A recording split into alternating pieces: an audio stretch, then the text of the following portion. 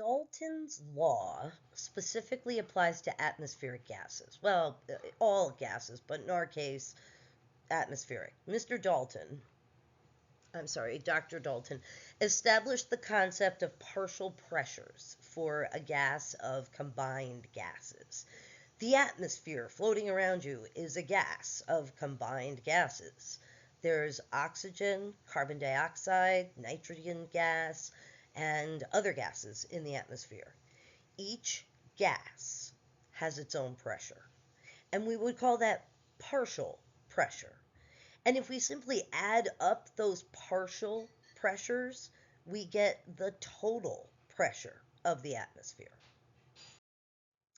Henry's Law is something you've definitely experienced, especially if you've ever had a carbonated drink. So, Mr. Henry, sorry, again, Dr. Henry, also dabbled in partial pressures, as Dr. Dalton did. Dr. Henry said that the concentration of a gas in a fluid is equivalent to the gas's partial pressure in air. Huh? What he meant is this: carbon dioxide gas is forced into a soda under pressurized conditions. You pop open that soda, and almost immediately carbon dioxide rushes out of the soda.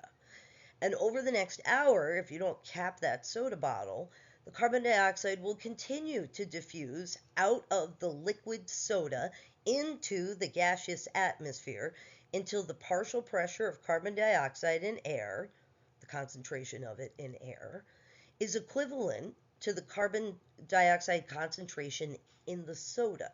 So, despite liquid or gas, your soda has become a homogeneous mixture across the boundary. We have probably already talked about Boyle's law without pinpointing its name. This is the concept that volume and pressure are inversely related. One goes up, the other goes down, and vice versa. I have a picture here of someone squeezing a lime onto what looks like a really nice bowl of vegetables, maybe pad thai actually. As this person squeezes the lime, the pressure in the lime increases, pushing out the juice. The lime also gets smaller in volume as this person squeezes it. This is Boyle's law. So take a deep breath, just one so you don't pass out. And as you take this breath, your diaphragm contracts, moving downward. Your external intercostal muscles contract, moving your rib cage outward, and you increased the volume of your thoracic cavity. Therefore, the pressure inside your alveoli, the intrapulmonary pressure, decreased. Actually, it decreased enough to get below atmospheric pressure, and this creates a gradient along which air can flow.